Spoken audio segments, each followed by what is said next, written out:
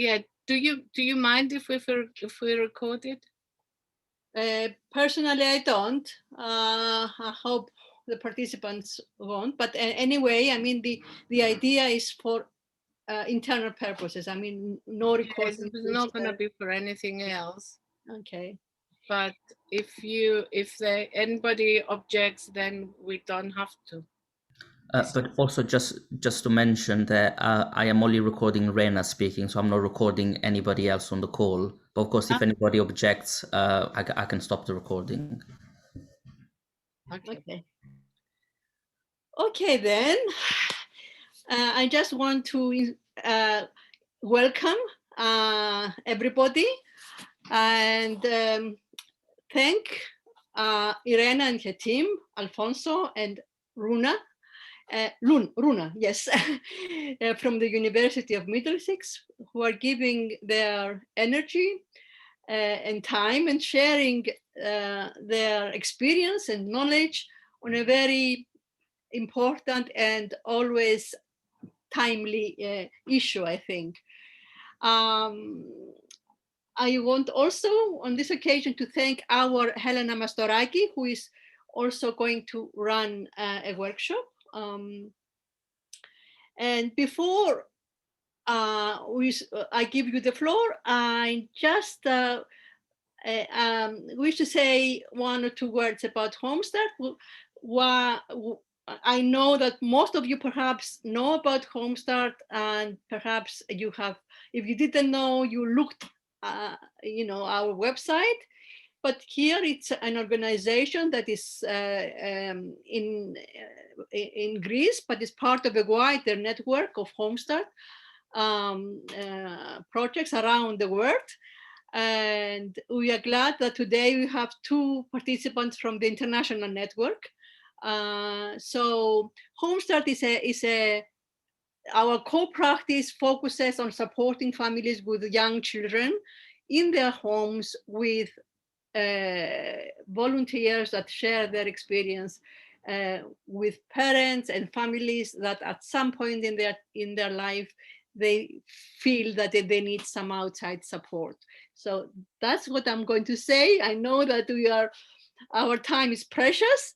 So Rena, you start. Okay, well, thank you very much, Evie, for the introduction and the invitation. I'm trying to find my presentation. I think it's this one.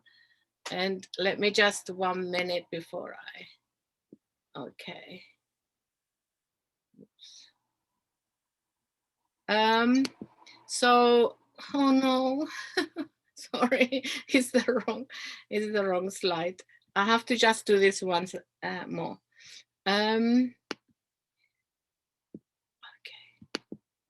Okay, I think it will work now. Right.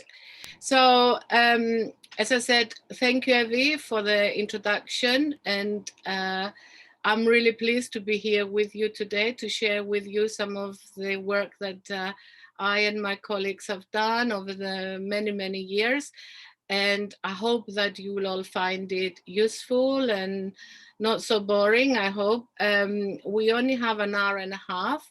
So we need to crack on, and I will do my best to stay within the time limits, but I am not the best person to do that. I'm not known for my accurate sticking of time.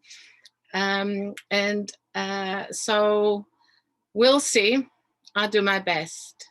So I am Rena Papadopoulos. I am a professor at Middlesex University, and I'm the head of the Research Center for Transcultural Studies in Health. And today I have with me Alfonso Pezzella and Dr. Runa Lazzarino. Both are Italian, but it's totally coincidental. That will be helping, and I think Runa is taking the majority of the presentations next week, because we're having another one on the 3rd of June, as you know. So I'm going to talk to you about culturally competent compassion and psychological support. So, Sorry, Rena, before we start, can I remind everybody just to have your mobile phones or tablet ready, because we will be doing some activities. So if you can start preparing for that, that would be great. Thank you. Excellent. Thank you, Alfonso. You see, you've got to have people that are holding you, because we always, especially when we're in a hurry, we forget things. But thanks, Alfonso. We will be doing those in a minute. So very quickly to say that I'm going to start with some definitions and explanations about compassion. I'm going to give you my definition of culturally competent compassion, which is my brand of compassion. And I will introduce you to the model of my model of culturally competent compassion. We will say a few things about psychological support. And in the second part of my presentation, I'm going to introduce you to two projects that I have conducted with other European partners. They're part of the bigger program that I lead on intercultural education for nurses and other healthcare professionals, health and social care professionals in Europe. So that will be, and then we'll have some time for discussion, I hope. So over to you, Alfonso. Let's be active for a while. Thank you, Rena. Okay, I'm just gonna stop sharing. Okay.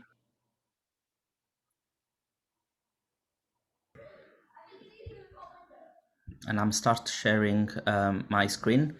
So everybody, if you please can have your mobile phone ready, or a tablet, or you could use a web browser, but we want you to be able to look at us, to look at the screen whilst you're doing this activity.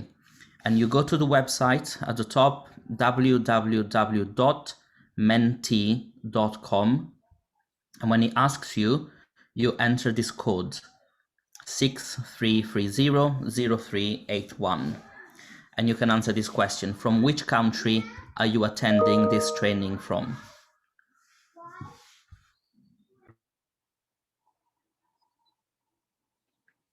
Give you some time.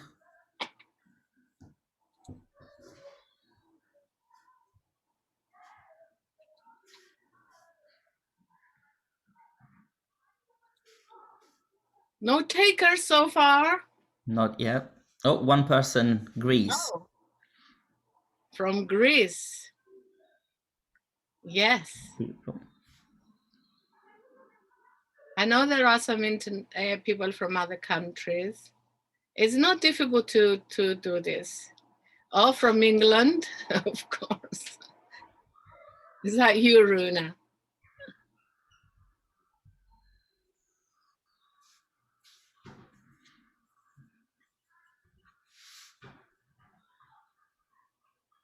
You see, this is a little program. It's free. If you're teachers and you're making presentations to lots of people, it is nice to kind of engage, because it's not the same the engagement we have with the audience that we would have if we were in a lecture theatre or in a classroom. So it's nice to, although not many people are taking part in this. So we've got two countries. Most people obviously are from Greece, and there's two people from the United Kingdom. Yeah. Tanzania. Oh, we've got Tanzania. Welcome, Tanzania. That's nice. I don't know what time it is in Tanzania now, but I hope it's not too inconvenient.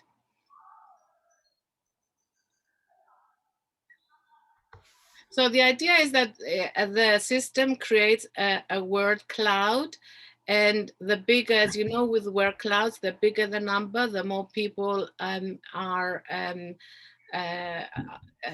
it represents. So Greece is quite big at the moment. So a lot of people from Greece have actually put Greece. So we have Tanzania, England, and United Kingdom. So let's move on to the next one, because, well, it's nice to, again, it's nice to know where people come from. What motivated you to attend this seminar? So this is more important probably. And it's still within the same browser as well. So it is in the same browser. You get 2 questions for each browser that you open. So people say to enhance my knowledge on the topics covered in the seminars. Oh, it should be relevant, not relevant, relevant to my work.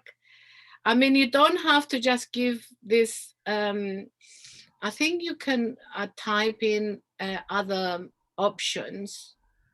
Is that correct?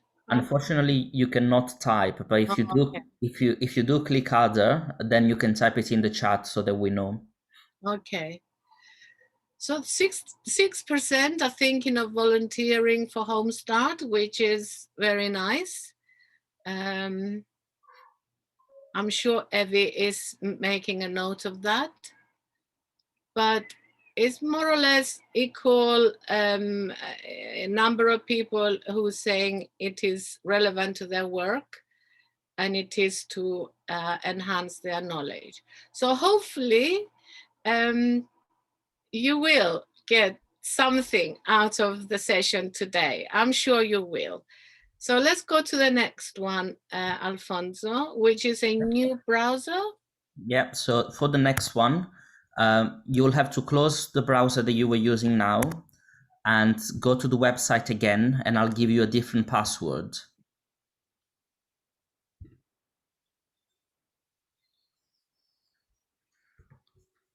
So I'm just sharing my screen again. Okay. So now it's the same website. So you click the website again, but the password this time is 3866605. And the question is asking you to type 3 words that come to your mind when you hear the term compassion. So again, it's menti.com and it's 3866605.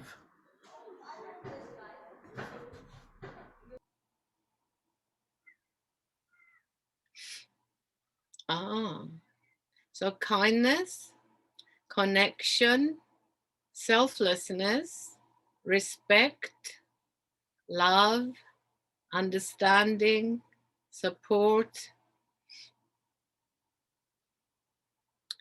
All very nice words. So I can see that understanding is the most people saying understanding.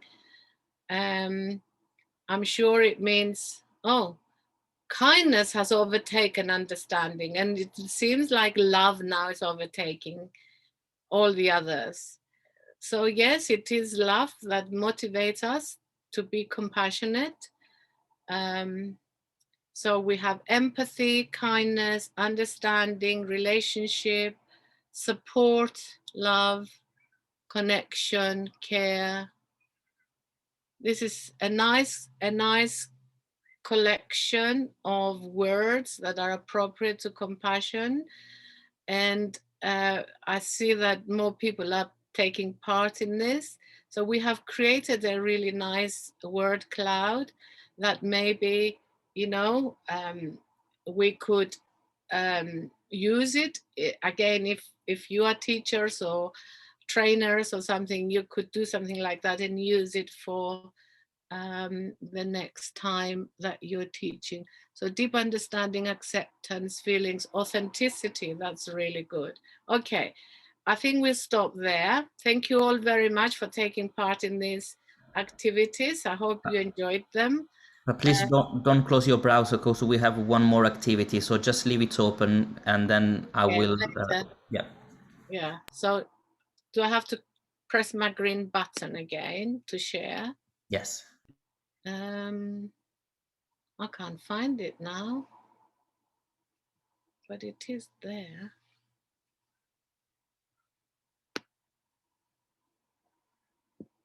Oh, maybe it's this one. Okay, brilliant. So we've done all of this. Why isn't it moving, Alfonso? You try to click the arrows at the bottom to go forward. I am clicking the buttons. No, if you go to the bottom, you will see there's 3 buttons that will appear. There you go. Right. This buttons. Is it? Try now. What shall I press? If you press the one on the right, and you will move forward. No, I don't see right. If you look at underneath the logo where it says Middlesex University London, there's 2 arrows. Yeah, now it's moving, I think. Is it moving? No. Oh, right, this one. Yep. Okay.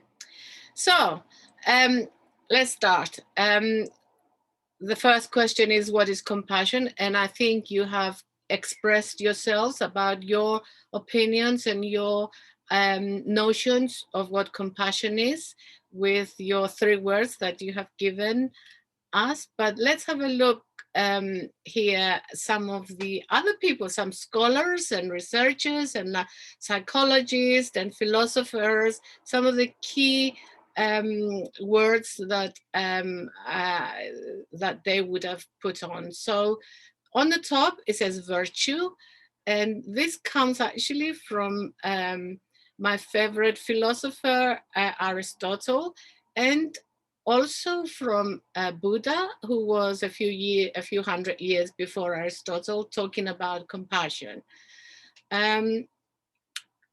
Other people have defined compassion as an emotional response or an emotion.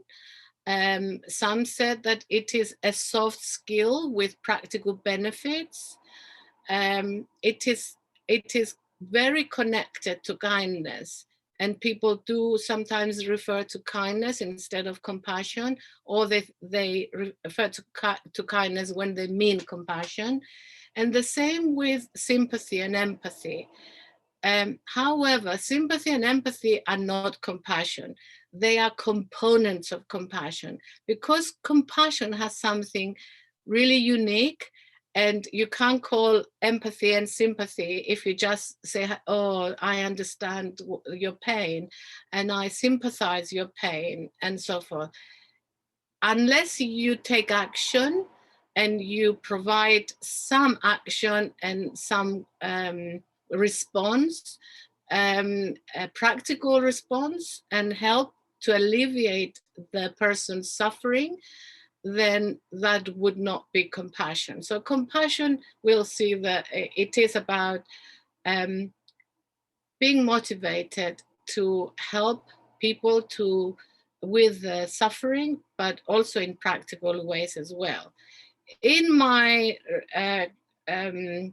research that I've done about compassion with nurses, and we'll see a few other information, we defined it as a conscious, intentional act, and I will expand on that in a minute.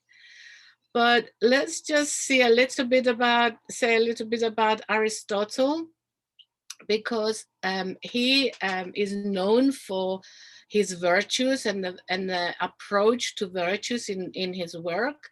And he there are loads of virtues. Okay, I have chosen 5 that are my favorite that come from Aristotle.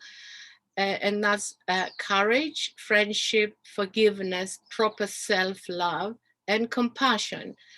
And Aristotle said that virtues are habits that become stronger through practice. So in order to become virtuous people, we need to practice our virtues. And you're not born with them. And bear that in mind for what we'll talk in a minute. So, and why virtues are important? Aristotle says virtues help us to live a virtuous life, and it is only those who have a virtuous life that achieve the chief good, the most important, the bottom line of our existence, which is eudaimonia. That's how you pronounce it in Greek. Other people from who are not Greek, they mess it up, but that's the correct pronunciation.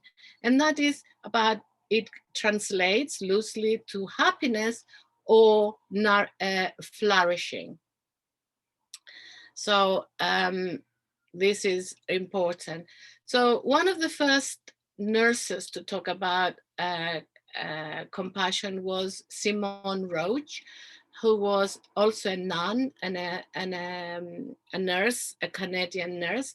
And in 1992, she published a little book which she expanded on her 6 C's. So 2 of them was competence and compassion.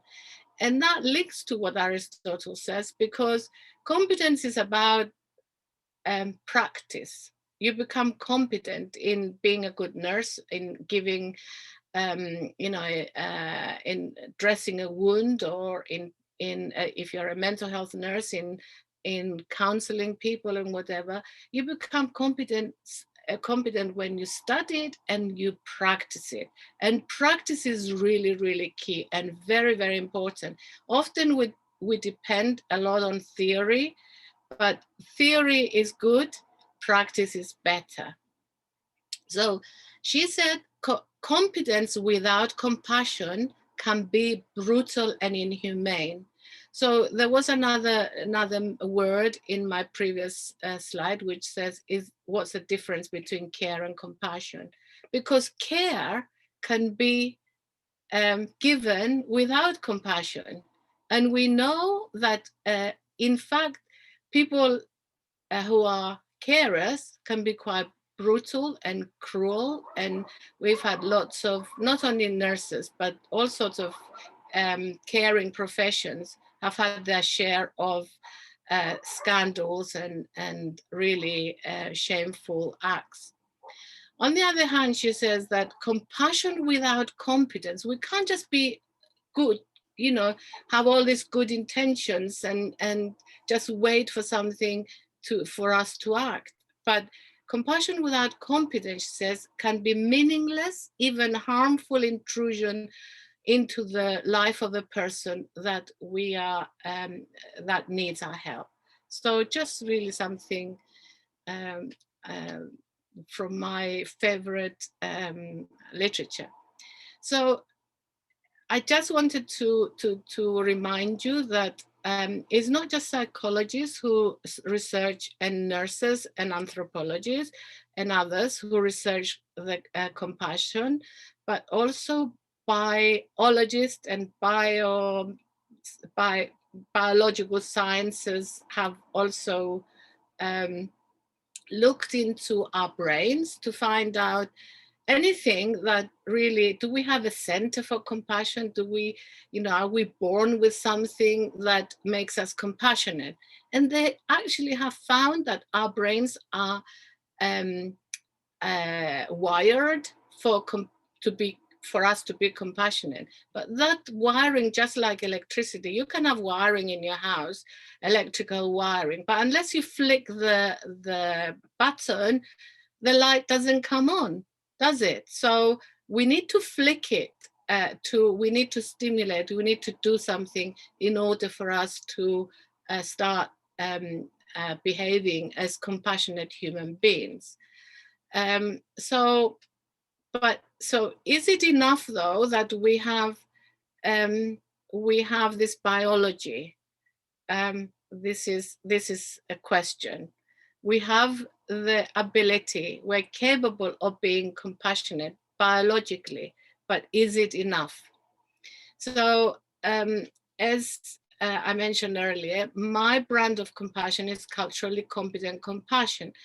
And if any of you have looked me up, you will have found that for the last 35 plus years, I have been researching and writing and teaching and developing my theories of cultural competence. Now, like everybody else, a lot of other nursing theorists and researchers, compassion was assumed that it was part of a good nurse, or people come into nursing or into the caring professions because they want to help other people. They're compassionate beings.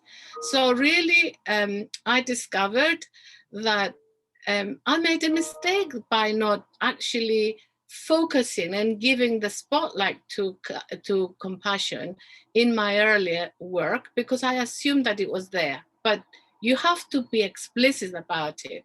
So around 11 plus years, my first 2 grandchildren were born. And I spent a lot of time in hospitals because both my daughters-in-law, they are from other countries and their parents are in those countries. So I was the parent who went with them and helped them, and if they had issues. Also, I'm a trained midwife, so it makes sense. But I over the weeks that and before and during labor and after the short aftercare you get after you give birth, I was really observing and looking, and I was a bit disappointed by what I saw. First of all, not all the carers were culturally competent, and that was a little bit upsetting because one of my daughters-in-law is Chinese, and they were inappropriate with their statements and about the assumptions they make about Chinese people, the stereotypes that they have. My other is American. So, also even the student nurses were very detached. So I recognize this detachment, and I wondered why these people were so indifferent to the most amazing event of a woman's life, especially if it is your first child. Why were they so indifferent? And my diagnosis was that they lacked compassion. And I looked at what it is that we are teaching them about how to develop their compassionate attitudes and skills, and I found very little. So I made it my mission to actually go on a big journey of compassion. And of course, my other work on cultural competence immediately made me realize that compassion, although is a universal a universal term or concept, it is enacted in different ways by people from different cultures.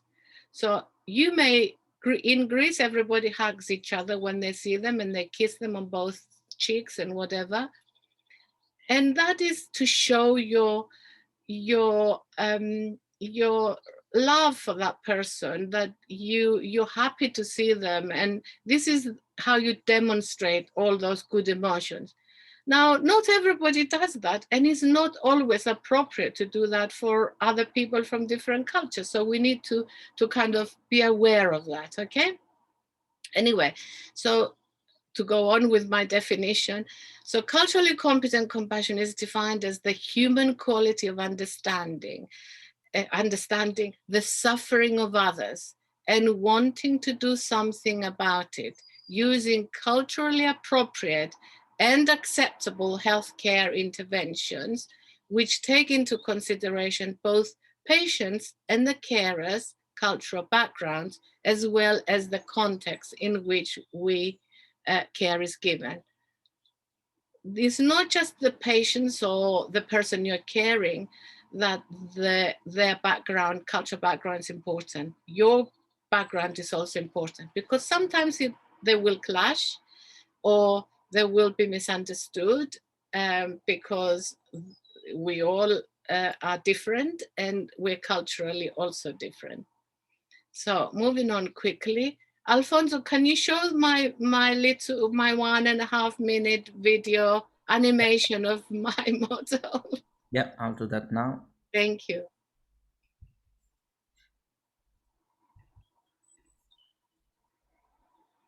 Can anybody see that?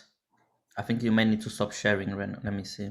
Shall I? How do I stop sharing? Press the green button again. Is it working now? Not for me, it isn't. Not yet. Okay, 1 second. Oh, well, never mind. If it's too difficult, No. I just show the static. Let me try one more time. Okay, now it should work. Right, okay. Volume on.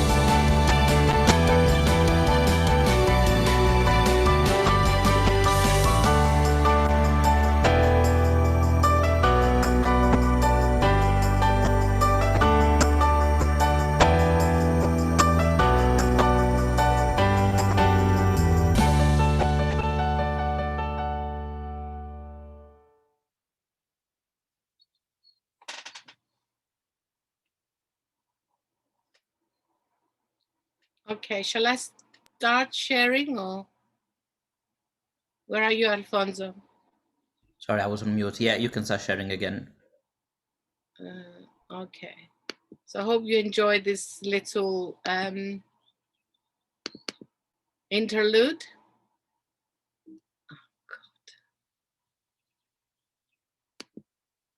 Okay, so this is the picture of it.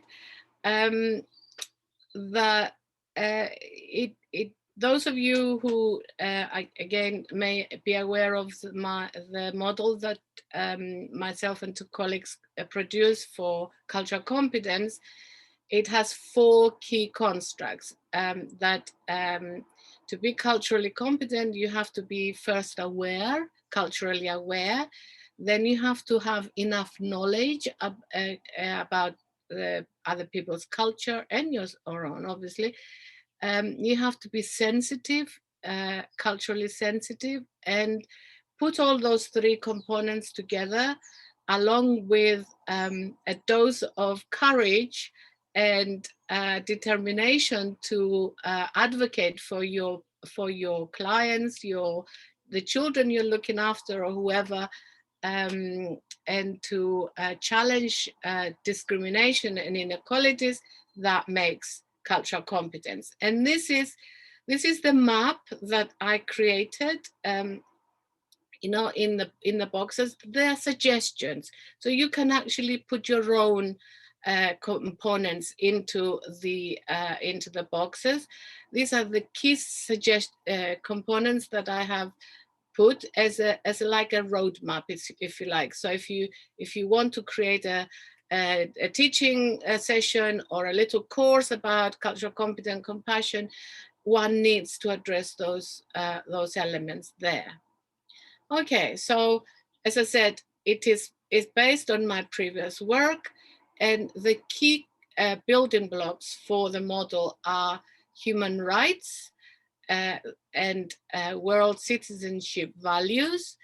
In terms of principles, we adhere to intercultural education principles, because a lot of what I do is aimed at both an education and practice, but education in practice as well. And of course, the framework for all the and we've done a lot of at the moment, Alfonso is leading a project of the IENA program, which is about LGBT, and we're creating a specific model. Again, the framework is the same. So it has the 4 constructs, but we, through research, through literature searches and our own experiences and other information, we create a specific model. So this is how this was born. Now I'm just going to say a few words about each of the little maps that and the constructs that you have seen. So the first one is cultural aware compassion. Now these could be questions that you could ask yourself to assess where you are with compassion and what you need to do to improve your compassion skills and attitude. Or you could again, if you are a practitioner or a teacher, you can ask those questions and form your materials and lessons or sessions that you want to do according to that. They're just, again, they're suggestions. They're not they're not the full recipe. There's no full recipe. You can go on forever changing these and improving them or amending them as you wish. So the first question is, am I aware of my own worldview and what influence and shape it? If I don't know my own, the importance of compassion to me and the cultural ways that I understand compassion, then how can I understand anybody else's? Okay, so how do my cultural values impact on my understanding and compassion? So this is a bit of soul searching. How do my cultural values and upbringing impact on the way that I treat those who are suffering? And do I treat myself with compassion? Am I too harsh? And I have to say, I have got an assessment tool that for healthcare professionals. And this question is part of the assessment, self-assessment. And that's the question that gets the least points because people are not giving self-compassion. And that needs to be addressed, in my view. Okay. Culturally knowledgeable, so we're into the knowledge domain now, and we could ask, do I know how those from different cultural backgrounds to mine understand compassion? Do I know how similar their understanding is to mine? Do I know what are acceptable compassionate behaviors for those who have a different cultural background than me? Am I open-minded and tolerant about compassion values and behaviors that are different? You see, people in some countries, they hit their children because they say it's good for them, because they say it shapes their character and whatever. In other countries, this is the worst thing that you could do for a child.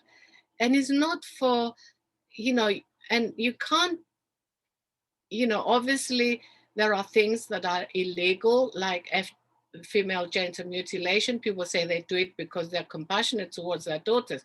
But in most countries in the world, it's now illegal. So you can't really justify that. Well, you couldn't before it became illegal either.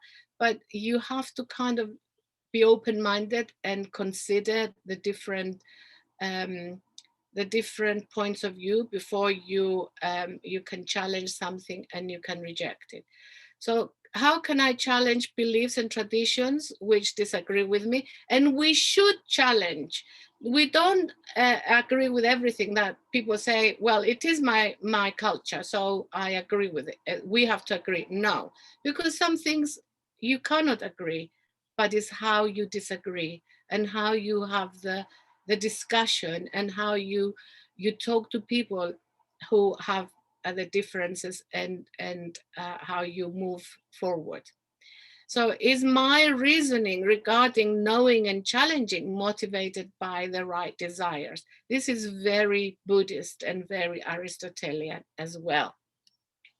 Cultural sensitivity is all about relationships, therapeutic relationships, and and as you know, a relationship is the core of a relationship is communication. So we need to really look at whether we need to improve the way that we communicate and express appropriate compassion in both verbal and non-verbal ways. Can I? The next one is about how do we recognize emotions, the emotions of suffering in somebody else who is different than us? How do I develop my practical wisdom to be able to know that to do the right thing in culturally competent and compassionate ways? And how do I negotiate intercultural encounters to be able to deal with misunderstandings and conflicts in culturally competent, sensitive manner? Okay, because these do happen. And finally, as I said before, put all of that previous questions that you asked yourself or you taught yourself and you considered into practice, and add, as I said, the courage and the wisdom to challenge appropriately and to in a fair way. And also this domain, this construct takes on board the notion of world citizen. And we as health professionals, caring professionals, we have a responsibility not to just look at the small picture of what we do every day, but to look at things globally. What are the global issues that need us to be compassionate about? So, as I said, in 2014, I conducted an online survey, which 16 countries took place, and 1,400, nearly 400 nurses took part. And I asked them to define compassion, and the most people defined it as the deep awareness of suffering of others and a wish to alleviate it. And this is really a consensus in across the world, I think. Also, obviously, because I was so shaken by the fact that we were not teaching compassion specifically, we're teaching care, but care is different than compassion, as I said. So I ask, do you think that compassion can be taught? And although 831 people said they believe yes, loads of people said no, or they didn't know. And that is not just a surprise, it's a disappointment for me that kind of like nearly 600 people were negative about that.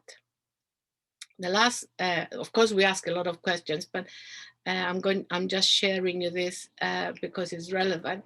So we ask, do you think we teach enough compassion to nurses? And only 151 out of 1,400 nurses replied that they were getting the enough, adequate, and at the right level. A few more said they get some of it, but the majority said not enough and don't know, and there was no response. So again, this is in my view is a big finding. Okay, it happened in 2014 and things are improving. Since I started talking about compassion, incidentally, everybody else is talking about compassion. I'm sure it's not because of me, but there was an the awareness about compassion, and actually now cultural competence. I hear people outside the health, the caring professions who are talking about cultural competence. And I started talking about it 40 years ago, and where did it get? Did we have to wait for all that time for us to to appreciate the value of it. Anyway, we also had lots of, we collected lots of qualitative data because we were asking people to justify their other answers and to give us examples and experiences and so forth. So very quickly, this is why we identified some components and actions which confirm the global appreciation of elements of compassion that are already recognized. And we call this conscious and intentional compassion, because a lot of the people were telling us about how, despite the barriers, and there are a lot of barriers to providing compassion according to the literature, you know, too much work, not enough staff, not poor leadership and all of that kind of thing. Despite all of those things, people were rising to the occasion, and they were giving us some good examples that they actually went out of their way to be compassionate, even when they were not working. And there it says going the extra mile. So they intentionally broke the rules. They intentionally did not follow the protocol so that they could provide culturally competent compassion. And that is really a very positive message. And I don't have time to go through all of those components, although, you know, time and being there, you know, presence and all of that, we're talking a lot about those things in the COVID situation that we are now. But all of those things, and if you go through each one of those actions, they are so relevant to analyzing the caring situation during the pandemic. So, but as I said, it was done long before the pandemic. So if you wish to learn more about some of the things that I've talked and many more other things, I have a little book about culturally competent compassion. You can buy it on Amazon. I don't want you to spend your money. There are secondhand copies that are a couple of pounds, and believe me, you will enjoy it. There are chapters about religion and compassion, philosophers and compassion, about education, leadership, research, all sorts of things. So nice things.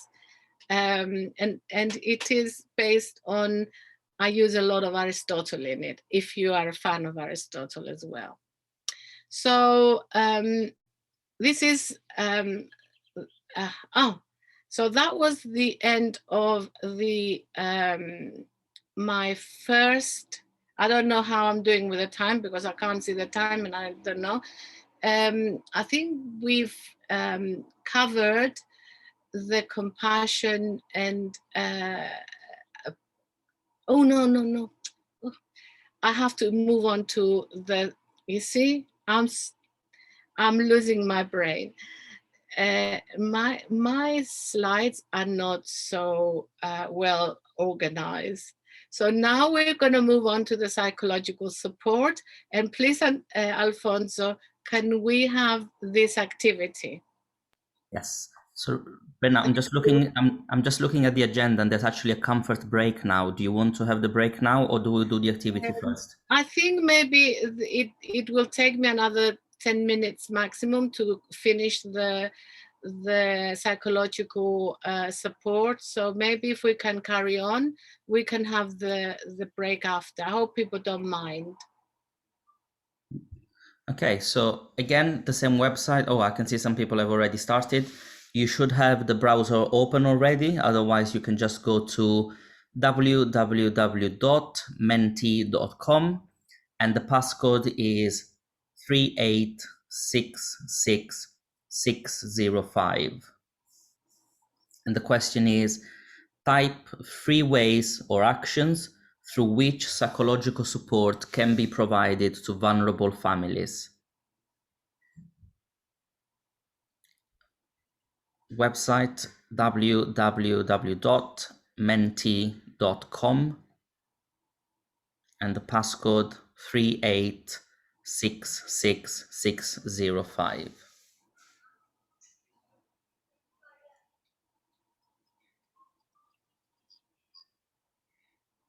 Okay, a few more people have started putting through. Allow them to decide. I think that we started with listening to their needs, which is a really very important. Children-friendly areas. As a grandmother of 5, my house is still a children-friendly area. But this is unfair to say that, because we're talking about vulnerable people. We're talking about refugees maybe who really struggle, but still it is important that the children are safe. So empower them, listen to them, practical help, listening to their needs, mental health professionals, social support, education, know their culture. I think you're all very brilliant, and I don't think I can teach you anything more, but this is a brilliant word cloud. So we'll move on now to see how your ideas compare to what we have done, and I'm going to share with you. So let's see if I can do this again.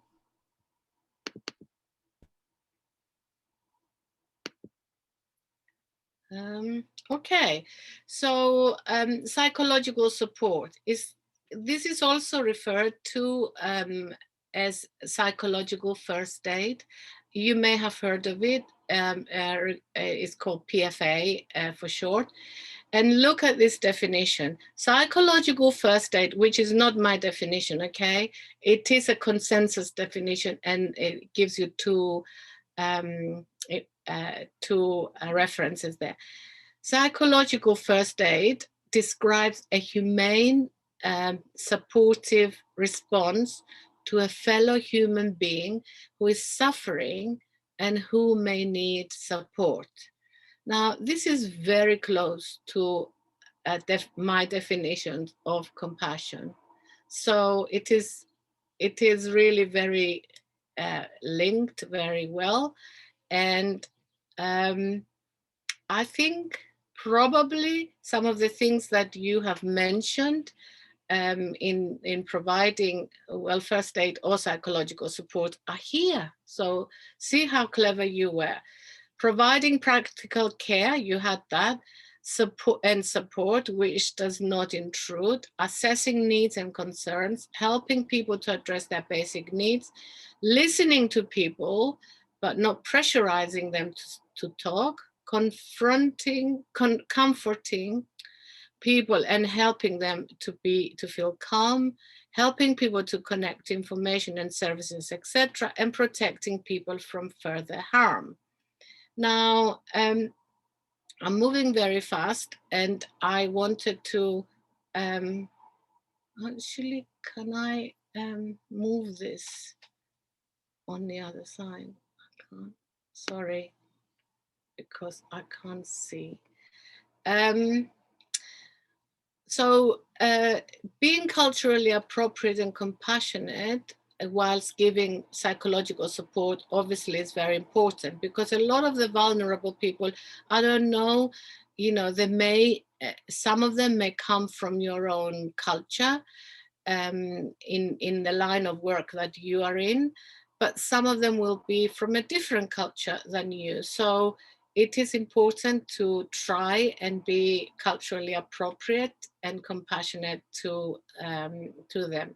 So the first thing that I mentioned that before is building a therapeutic relationship. And relationships, although communication, we're going to speak about communication in a minute, is really important. So is respect and acceptance, and authenticity. I know a lot of people do their caring without being authentic. They just do a job. They pretend that they're nice, and then they go away and they say, "Oh God, I hated that." But this is, one needs to ask themselves, why are they behaving in that way? But so building a relationship, and it's not something that you can do in a day, right? It takes time to build those relationships, and all the things that I'm saying, they do take time, and you have to start from somewhere. So being or becoming aware of the person's culture. You had it on your word cloud, and this is part of the cultural awareness domain that that I've spoken about, both about the cultural competence and the cultural competence compassion. Giving, so before I move on to the next one, actually I want to just talk a little, why isn't it moving? I just wanted to say a couple of words about culture. It's not moving, and Go to the buttons again, where it says Creative Commons. If you slide your mouse, yeah. So click on the, yeah. All right. So you may have seen this picture, which is a metaphor for culture, and the metaphor is that, you know, culture is an enormous thing, and the easy things about culture are visible and they are above the waterline, okay? But they're only the tip of the iceberg, they say, okay? So but that's not all about what is culture. So we can see how people dress, how they talk, what food they eat, what gestures, and so forth. And, you know, some of us are put in place as stereotypes. Oh, this person is of that culture and they should do that and whatever. No, because you know nothing, very little about that person. Wait and learn some more, I say. So don't rush with your judgments. The majority and the most important things about culture lie below the waterline. So we have the invisible or subconscious. Sometimes we're not even aware of them ourselves. They are so deeply inside us that we are not aware of them. And we have to do some awareness exercises or soul searching to actually unravel those and understand, why did I feel like that? Why do I behave in this way? Why my decisions are in that way? Why do I have those attitudes? Okay. But so all of those are below. Sometimes, though, they can become visible. And this is a theory that I developed when I was doing work with a robot, because for 3 years we worked on developing a culturally competent, compassionate robot, would you believe? But that's another story. So how would a robot know how a person feels, you know, in culturally appropriate ways? It's the same with humans. So if, for example, my husband had some bad news recently, and although he's a person who doesn't really express his feelings, kind of like it doesn't put them out there and is not very open, he expressed his feelings with his sadness. But his sadness will be, how he expressed his sadness would be different from another person, from another culture. Some people go very quiet, they go a little bit, they lose hope and depressed, or they don't have the energy to do things, they don't want to do things or whatever. And others are very stuck screaming and communicating with everybody, different people, and so we need to kind of bear that in mind. Okay, so culture is not what we just see, is much more than that, and we need to remember that.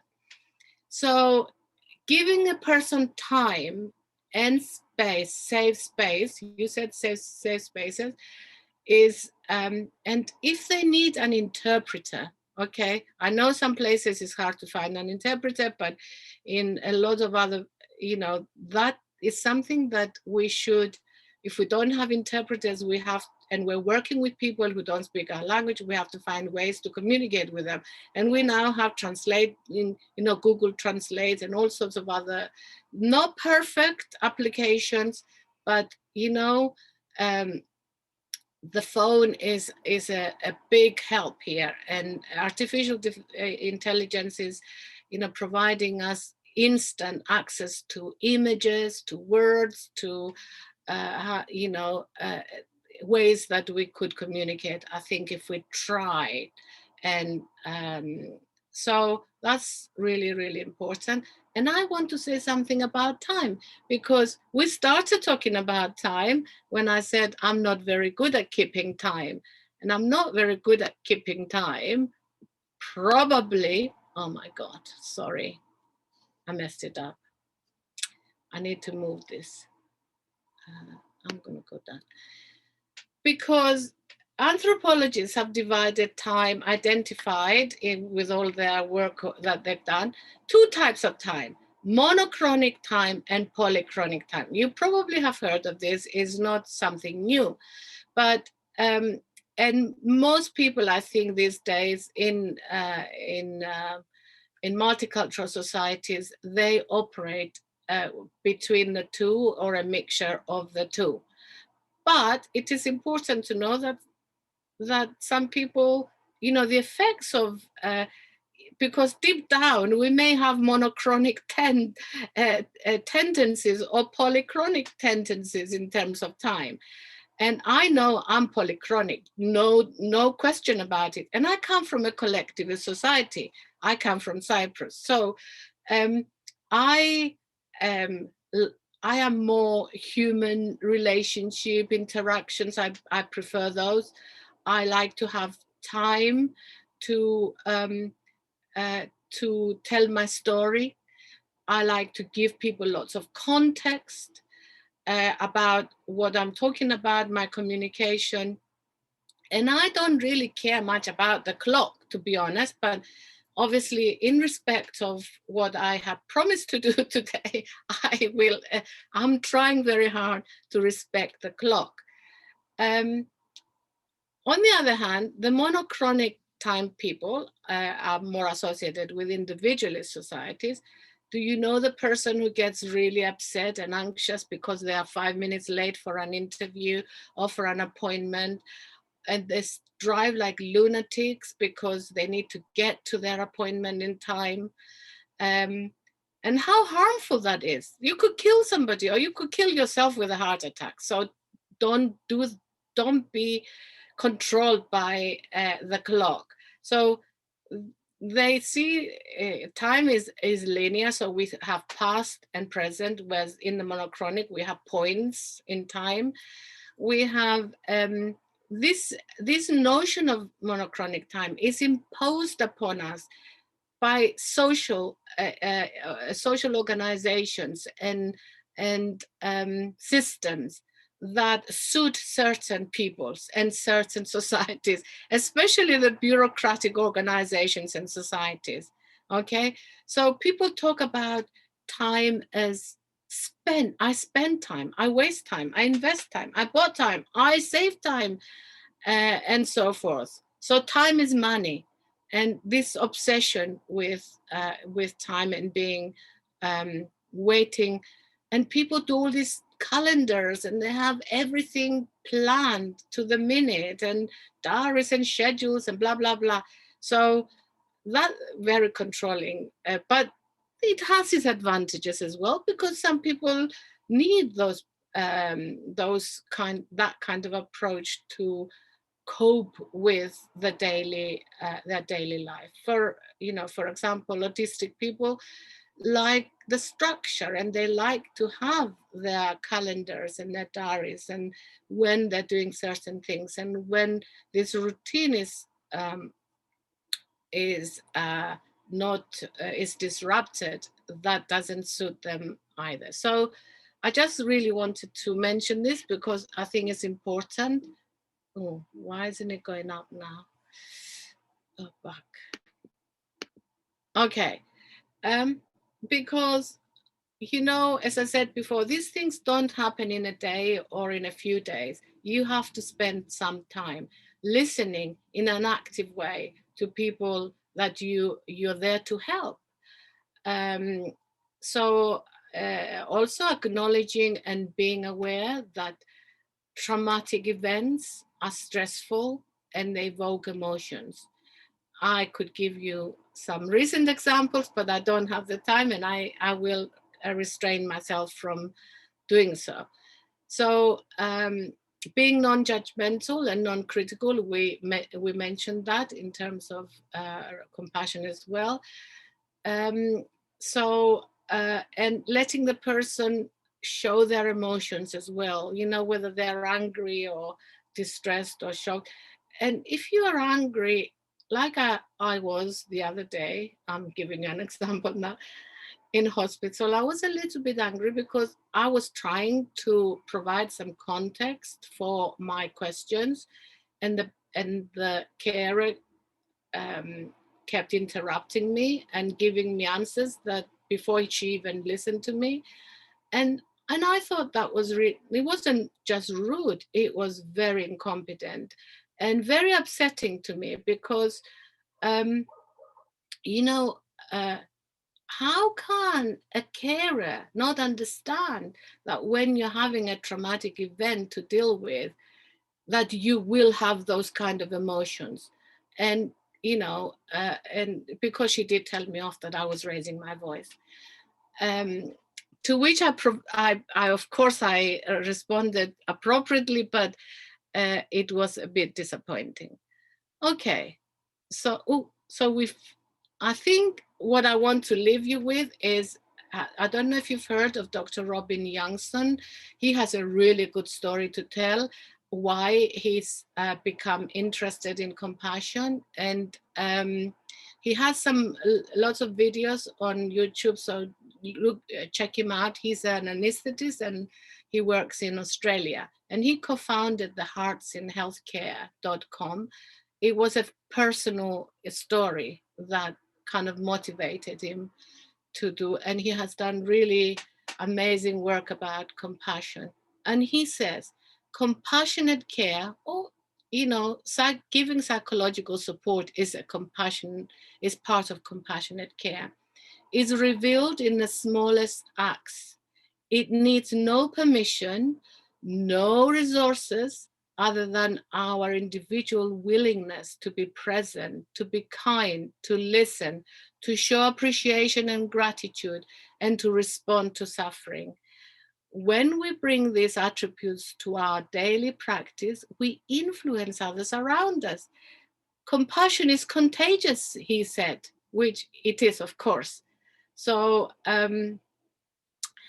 I treasure these words because, and I use them to defend or to argue against those people who say that they have that too much compassion can result in burnout.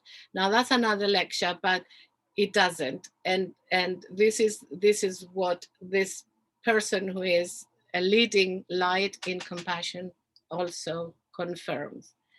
So one way or another, as citizens of the world, we are all connected, and we must see the humanity in each one of us, and we have to behave like other people. We want other people to behave to us, and be compassionate and celebrate the humanity, and make a contribution to this call, to these issues that we are talking about today. So here I stop because I have finished with the first pass for real this time. After the break, I'm going to introduce you to this knowledge hub that we created for two of the projects that of the IENA program. So please go and have a cup of tea or have a comfort break, and we'll be back in, what's the time now? I haven't got the clock in front of me. 17:13. Or let's say 17:14, 15, quarter past the hour that you are in the country, whichever country you're in. And then we will spend 5 minutes on this, and we'll have 10 minutes on some questions. So think of some questions if you haven't put them on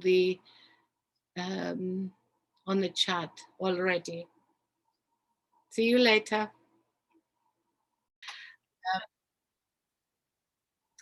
And we're creating, the NN9 I mentioned already is about LGBT and creating a teaching program for universities. We're doing the same, but for ENA 10, we are looking at artificial intelligence and robotics and how we're going to prepare the workforce. Based on my experience, of course. So these two projects, we have 4 different websites, and we have one website that has information about all 10 of them. But this one, we wanted to have it separate because it's a knowledge hub. And this allows people to provide information and to contribute in co-producing the knowledge and that we have on the on what it looks like a website, but it is a knowledge hub. So in order to encourage people to make a contribution, we created an app which people can use to tell us their stories. So Alfonso, can you kind of move it up because the app is at the bottom of this page? So there it is. So if you don't click on it because we don't have the time, but people can click there and they can choose their role in whether they are a refugee or they are a volunteer or a health professional or a social care professional and so forth. They can choose the box that relates to them, and then they write the story, and the story has a template. So it asks you to produce a title, a date that this incident that you're talking about happened, and blah blah blah. And we have collected a number of stories, and what we do, we try to translate them in all the different languages of the partners, and also we translate all of them in Arabic as well and in Farsi, because we know a lot of the refugees that the 21st century refugees that particularly we were concerned about, Greece and Turkey, and Syrian refugees and Afghani refugees and all of that, they speak those languages. So, okay, so before I go to the stories, we will go to the stories and I will show you. We also have obviously all the social media like website, Facebook, Twitter, Facebook. What's the red one? I can't really see.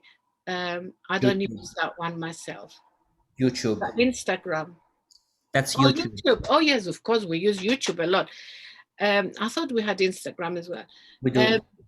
We also have where it says visit ENA 8 blog underneath the share your story. So the share your story is the app. That one is, we have a blog that we created for ENA 6, which was about refugees and psychological support. And we try to make some entries into that. I mean, we haven't got a lot of entries, but whenever one of us felt the need to write something, we put it in the blog. Okay, so let's go up, Alfonso, to show that stop. So you can see there that the Knowledge Hub is organized along those key themes. I won't read them all because we haven't got the time, but I mentioned already that the ENA 6 was about psychological support to refugees and the support that we discussed today, not like psychotherapy and counseling and the services. This is what people, normal people who are not psychiatrists or psychologists can do. Okay, just like giving compassion. So the ENA 8 was about empowering migrants and refugee parents with appropriate parenting skills, particularly during the the transit, walking from their country to their host country, and also when they were in temporary camps. Okay, let's go up, Alfonso, to the buttons. Okay, so let's click on ENS6 and see is there anything else worth pointing out. So we created some animations ourselves to help people with navigating the hub, and also how to give their stories and so forth. And then there is, on the left, there is a menu. So you can see the objectives, the partners, the activities, the results, and we have a photo gallery for each one of the 2 projects. Okay, so press the ENA8 button. We're not going to open any of those because we don't have time. And that's the same for ENA8. So then what we did for both projects, we collected a lot of information. Can we go to the information button now? Now we collected information about facts, figures, policies, and legislation from the international, European, and from our own countries, the countries of the participants. And they were not the partners, I mean, not the 2 projects had some partners that were in both, but some new ones as well. So, but this is something that we do because we think it is useful, and you can click on them if you're interested in learning about services for refugees in Turkey. You click on the link, everything is linkable, and you can go to the place where you can find the document, and you can download the document as well. So it's a very good library.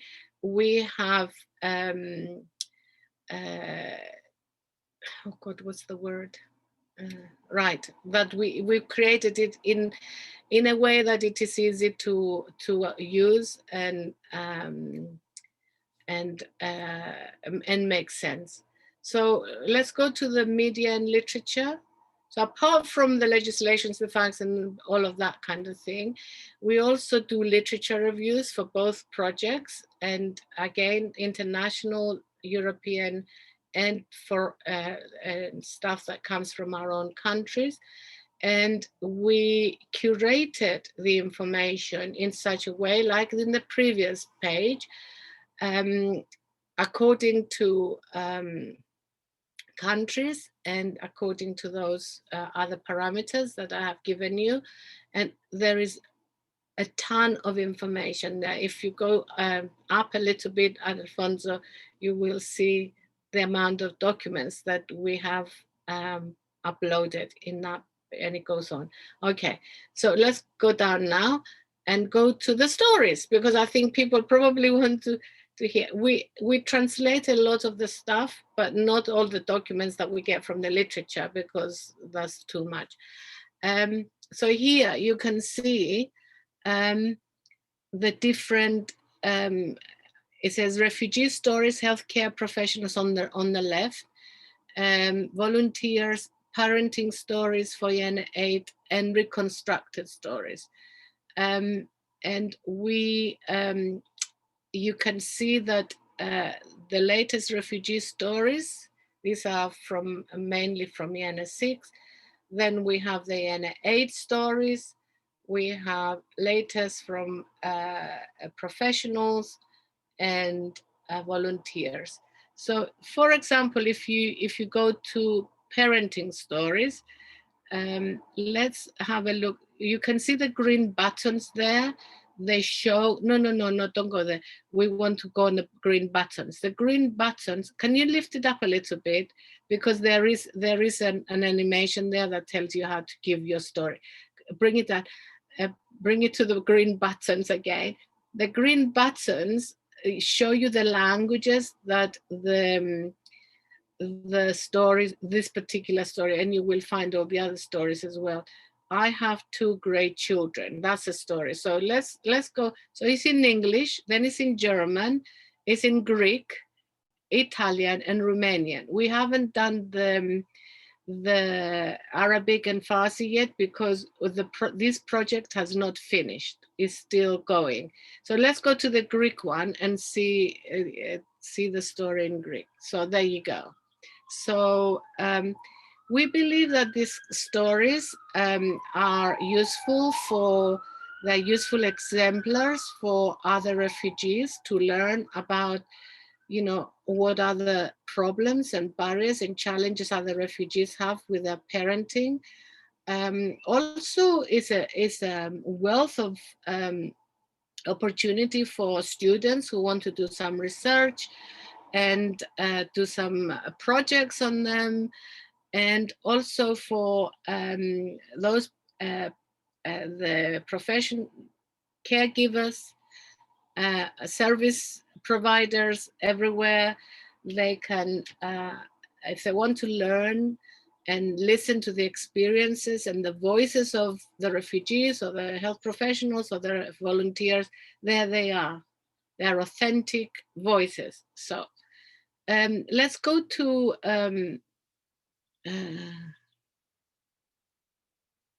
click on the first column where it says click here to add your story.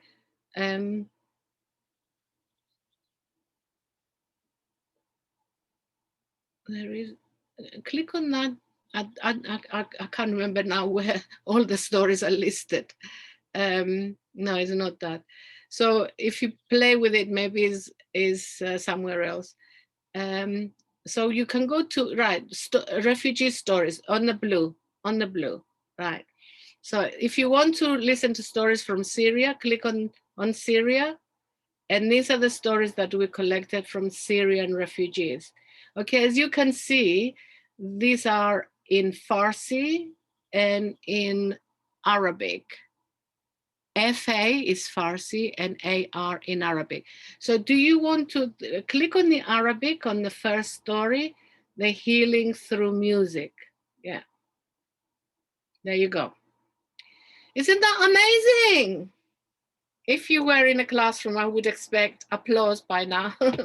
Okay, so that's the page. So please visit and please explore this rich resource for whatever reason you want to explore them. So let's go to parenting now.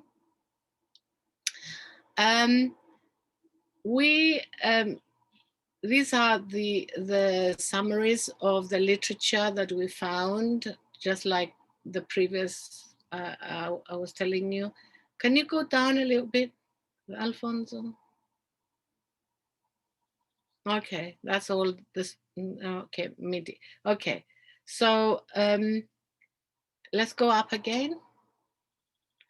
We were supposed to have training curriculum. Can we look at the training?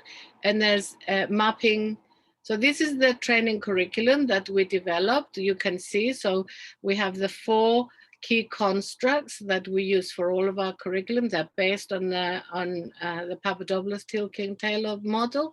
And we have, because of our mapping of the national and international literature and the grey literature, etc., we analyzed it and we pulled out the key themes that came, and we have inserted those into we created maps for each of learning maps for each of the areas. And this map is different from the compassion map, okay?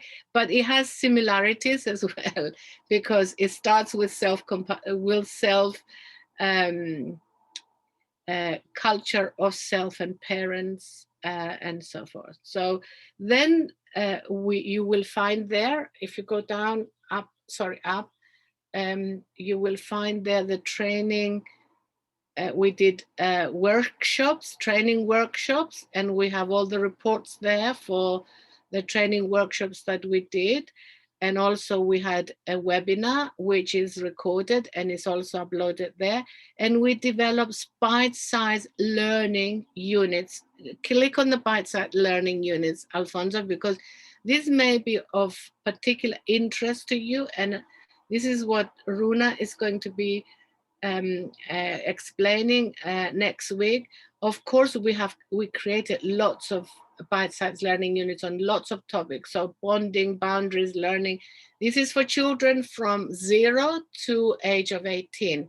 And then we had some bite-sized learning about the parents and the carers as well. So if you go up, so we have a number of them in our awareness. We have a number in knowledge. You can see their topics and you can click there if you want to read it. These have been translated in Arabic and Farsi already because they were done some time ago.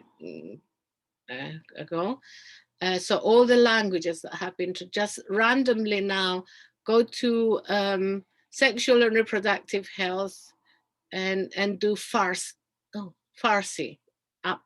Okay. Where is the Farsi? Oh, it's loading. It looks like Arabic again, but it is Farsi. Okay, let's go back to the page. Okay, so you can see then we have some units, learning units for cultural sensitivity, and then we have some learning units for cultural competence. So loads and loads of information. People worked very hard to develop all these tools and to train people, etc. So I want people to use these materials because I'm sure they're not perfect. Some of them are better than others, but you can pick things from them and use them the way that you like. Okay, so let's go back to the main, right. So support is about the tools that we've created. So we've got assessment tools. We have international guides, first of all, about the provision of psychological support. We have assessment tools and protocols, intervention tools and protocols, and self-help tools as well for professionals and for parents. So we have a variety of tools. So if you want to go to tools, and we have best practices there. These are, if you go to tools on the blue thing, yeah, you can just get maybe an intervention tool, and you can see there intervention tools, psychological, they were who put them together. And is that the resources that are there? I'm sure there are.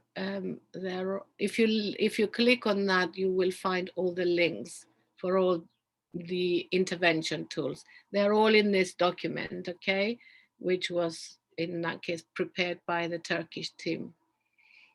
And they're very good. So please go and explore the tools. Then we have the training button, and this is all the training that we have done and the summaries of our programs, the material, the resources we use during the training, and we identified some good practices and put them into our reports as well. So again, you can see, you can go click on the menu, or you can click on what is listed in the page there, but is not just one page, it's pages and pages, okay? So you have to go to the menu as well. Then we have networks, and no, don't go there. I don't think there is, if you just standard a few things. And then we have videos. We have a really good library of videos because the Doctors of the World have provided us, allowed us to insert in our Knowledge Hub some of their videos that were produced, and they do produce some good videos on all different aspects. So if you can go down, Alfonso, you will see and we have some